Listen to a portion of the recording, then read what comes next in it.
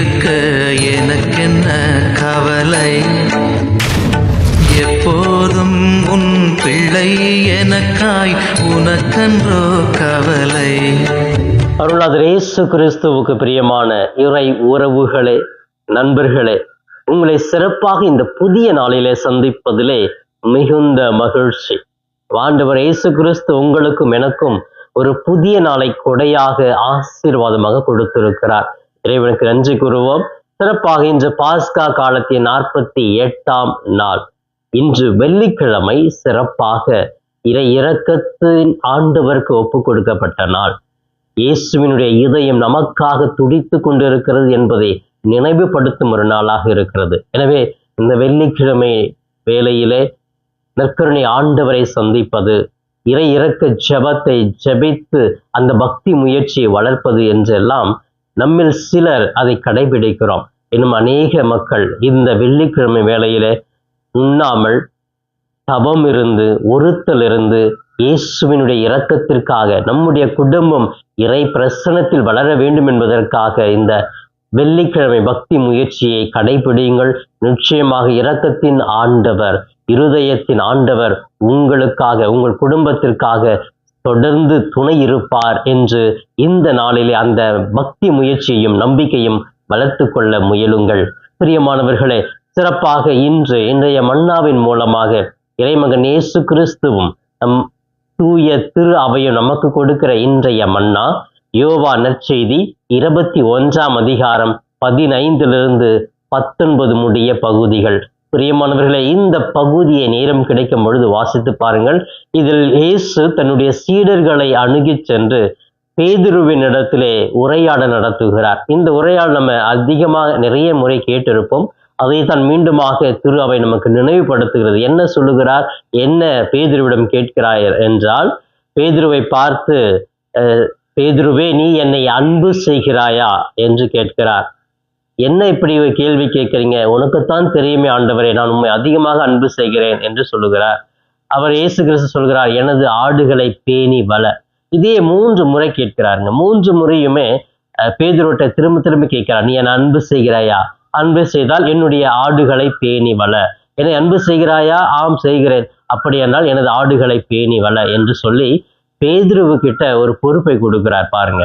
அப்ப இந்த பொறுப்பு எப்படிப்பட்ட பொறுப்பாக இருக்க வேண்டும் என்று இயேசு விரும்புகிறார் என்றால், இயேசு எப்படி தான் கடவுள் தன்மையிலிருந்து மண்ணுலகிலே வந்து அனைத்தையும் ஏழை எளியவர்களுக்காக, ஒடுக்கப்பட்டவர்களுக்காக, பாவிகளுக்காக தாராளமாக எதையும் எதிர்பார்க்காமல் செய்தாரோ, எந்த நிபந்தனையும் இல்லாமல் செய்தாரோ, அதை போன்று பேதுரு தொடங்க வேண்டும். நிபந்தனையோடு தொடங்கக்கூடாது, ஆதாயத்தோடு தொடங்கக்கூடாது என்பதற்காக மீண்டும் மீண்டுமாக 3 முறை கேட்கிறார். இந்த 3 முறை பேதுருவை பார்த்து கேட்பது நமக்கு இன்னொரு முறை நினைவுக்கு வருகிறது.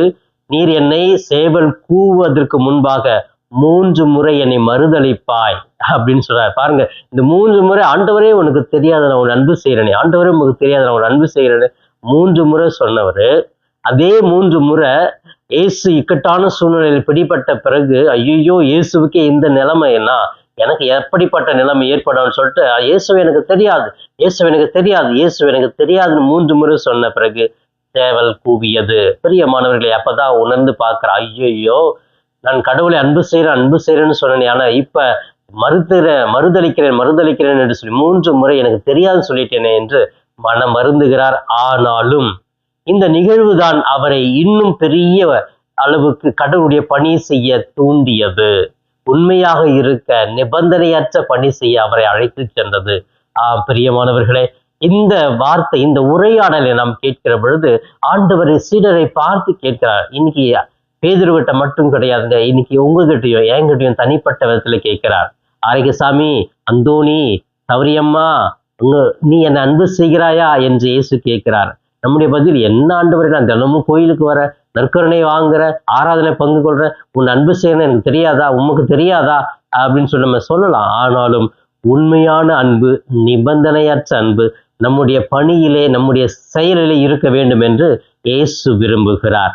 பிரியமானவர்களே, இதோ சிறப்பாக இந்த நிகழ்வு நமக்கு என்ன நினைவுபடுத்துகிறது? நிபந்தனையற்ற பணி செய்ய நாம் அழைக்கப்படுகிறோம். கடவுள் எப்படி எதையுமே ஆதாயம் இல்லாமல் செய்தாரோ, இலவசமாக செய்தாரோ, அப்படி நமது பணி இருக்க வேண்டும். நம்ம அப்படியே ராஜா போல அரண்மனையில உட்கார்ந்துகிட்டு, சேர்ல உட்கார்ந்துகிட்டு மற்றவங்களை வேலை வாங்கிட்டு இருப்பது பணி அல்ல. அது இயேசுவை அன்பு செய்வது அல்ல. நாம் இறங்கி செய்ய வேண்டும். நாம் இறங்கி வந்து அந்த பணியை செய்ய வேண்டும். எதையும் ஆதாயமாக, எனக்கு ஒரு பதவி கிடைக்கும், ஒரு பாராட்டு கிடைக்கும், கைத்தட்டல் கிடைக்கும், நிறைய பணம் கிடைக்கும் அப்படின்னு எதிர்பார்த்து இறைவனுடைய பணி செய்வது இறை பணி அல்ல என்பதை புரிந்து கொள்ள வேண்டும். பிரியமானவர்களே, நம்ம எந்த கடைக்கு போனாலும், எங்க ஏதாவது ஒரு பொருளை வாங்கினாலும் அதுல ஒரு சின்ன ஒரு ஸ்லிப் வச்சிருப்பாங்க. அந்த பொருளை நம்ம ஓப்பன் பண்ணி பார்க்கும் பொழுது கண்டிஷன்ஸ் அப்ளை அப்படின்னு சொல்லிட்டு இருக்கும்.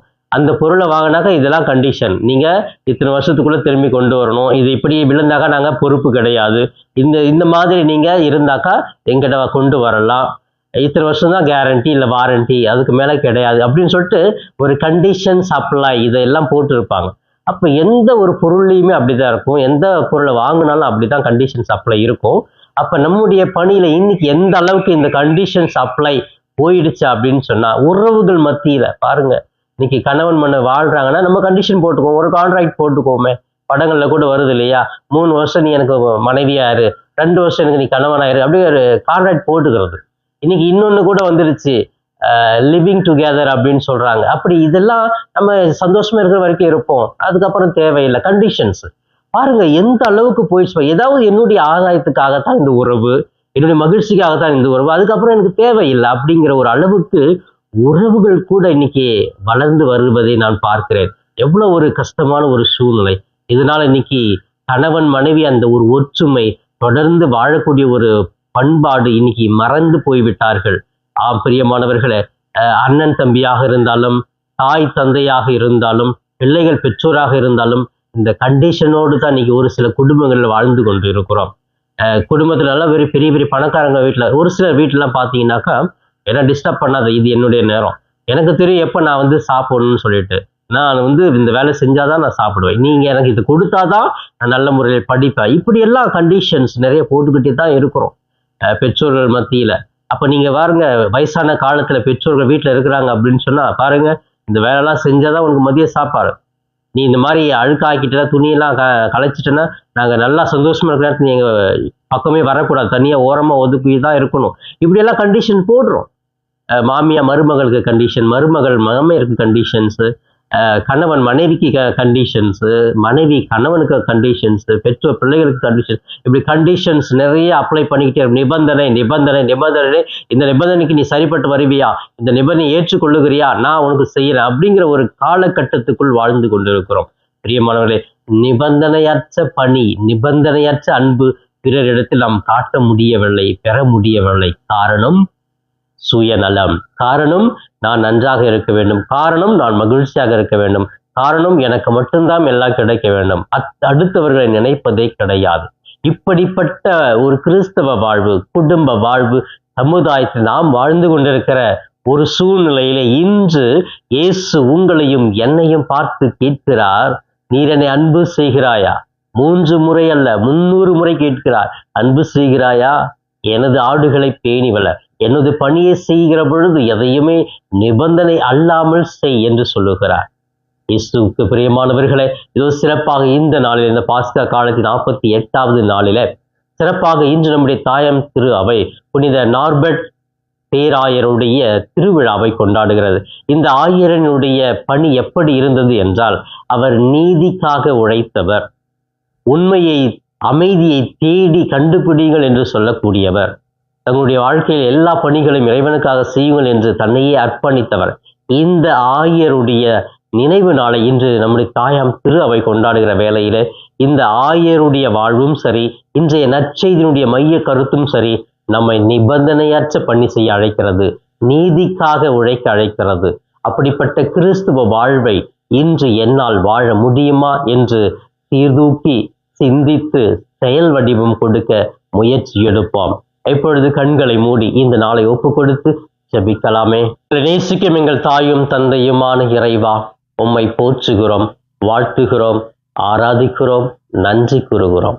நன்றி இயேசுவே, எங்களை தேர்ந்தெடுத்த கிருபைக்காக நன்றி இயேசுவே. ஒவ்வொரு நாளும் புதிய நாளை காண செய்கிறீரே, நன்றி இயேசுவே.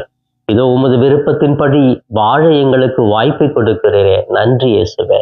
மன்னாவின் மூலமாக எங்களுக்கு நல்ல உணவாக வார்த்தைகளை கொடுத்து எங்களை திடப்படுத்தி வாழ செய்கிறீரே, நன்றி இயேசுவே.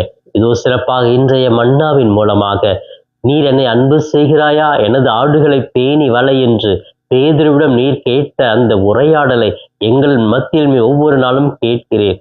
நாங்கள் உம்மை அன்பு செய்கிறோம் என்று சொல்லி கடமைகளை மட்டும் செய்து உண்மையாகவே நிபந்தனையற்ற பணி செய்ய மறந்து விடுகிறோம். அதற்காக மனம் வருந்துகிறோம், மன்னிப்பை கேட்கிறோம் இயேசுவே. அன்பு தெய்வமே, இதோ இன்றைய மன்னா என்ற இந்த நிகழ்ச்சி பார்த்து ஜெபித்து கொண்டிருக்கிற ஒவ்வொரு பிள்ளைகளையும் உமது பாதம் ஒப்பு கொடுத்து ஜெபிக்கிறேன். இவர்களை உமது கரங்களிலே சுமந்து கொள்ளும், தாங்கிக் கொள்ளும், வழி நடத்தும். நல்ல உடல் உள்ள ஆரோக்கியத்தை கொடும். மனதிலே இருக்கிற தேவையில்லாத எண்ணங்கள், பிரச்சனைகள், குழப்பங்களிலிருந்து விடுதலை கொடுத்திடணும். வறுமை நீங்கட்டும், கடன் பிரச்சனை நீங்கட்டும், குடும்பத்தில் அமைதியின்மை நீங்கட்டும். இவர்கள் எடுக்கிற ஒவ்வொரு முயற்சிகளிலும் தூய ஆவியானவருடைய செயல்பாடு இருக்கட்டும். எங்கு சென்றாலும் என்ன பணிகள் செய்தாலும் தூய ஆவியானவர் அவர்களை வழிநடத்தினால் ஜெபிக்கிறேன். இதோ இவர்கள் எடுக்கிற முயற்சிகள் நினைக்கிற ஒவ்வொரு காரியங்களையும் தடைப்படாமல் நடக்க நான் ஜெபிக்கிறேன். ஆண்டவரே ஆசீர்வதியும். ஆண்டவரே மாணவர்களை ஆசீர்வதியும், இளம் பிள்ளைகளை ஆசீர்வதியும். திருமணமாகவில்லை, வேலை வாய்ப்பு இல்லை, குழந்தை பாக்கியம் இல்லை, வறுமை, என் வாழ்வில் ஏன் இப்படிப்பட்ட மன உளைச்சலுக்குள் ஆளாகி இருக்கிறேன், எதையும் வெளியே சொல்ல முடியவில்லையே, என்னை ஏமாற்றி விட்டார்களே, என்னை ஓரம் கட்டி விட்டார்களே, எனக்கு துன்பத்திற்கு மேல் துன்பம் கொடுக்கிறார்கள் என்று கண்கலங்கி ஜெபிக்கிற, மருத்துவமனையில ஒவ்வொரு நாளும் வேதனையோடு கண்கலங்கி இருக்கிற ஒவ்வொரு பிள்ளைகளுக்காக ஜெபிக்கிறேன். அனைத்து பிள்ளைகளையும் நீ உமது கரங்களில் சுமந்து கொண்டு கண்ணின் கரு விழி போல பார்த்து பராமரிப்பீராக. இவை எல்லாம் எங்கள் ஆண்டவரும் மீட்பெருமான இயேசுவின் மூலம் ஜெபிக்கிறேன் என் ஜீவனுள்ள நல்ல பிதாவே, ஆமேன், ஆமேன். பிரியமானவர்களே, இந்த நாள் இனிய நாளாக இறை அருளை நிறைவாக அடையும் நாளாக அமைய வாழ்த்துகிறேன். உங்கள் ஒவ்வொருவருக்காக சிறப்பாக ஜெபிக்கிறேன். இயேசுவுக்கே புகழ், மரியே வாழ்க.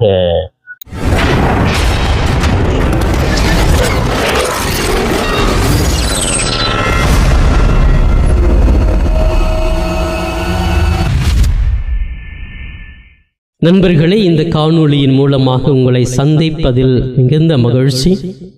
இந்த காணொளியை முழுமையாக பார்த்த உங்களை வாழ்த்துகிறேன். தொடர்ந்து ஃபாதர் தாஸ் கேப் யூடியூப் சேனலை பாருங்கள், ஜெபியுங்கள், இறைவன் மீது இருக்கிற நம்பிக்கையை ஆழப்படுத்துங்கள். உங்களுக்காக தொடர்ந்து ஜெபிக்கிறேன். இறை ஆசிர் என்றும் உங்களோடு இருக்கட்டும். இறைவனுடைய அமைதி உங்கள் உள்ளத்திலே குடிகொள்ளட்டும். உங்களுடைய குடும்பம் சமாதானத்தோடு வாழட்டும். நீங்கள் எடுக்கிற ஒவ்வொரு முயற்சிகளும் ஆசீர்வதிக்கப்பட நான் தொடர்ந்து ஜெபிக்கிறேன். தொடர்ந்து இந்த channel father Das cap YouTube சேனலை சப்ஸ்கிரைப் செய்துவிட்டு தொடர்ந்து வருகிற ஒவ்வொரு காணொளியும் பார்த்து இந்த யூடியூப் சேனலை தாங்கும்படி உங்களை பாசத்தோடு கேட்டுக்கொள்கிறேன். நன்றி.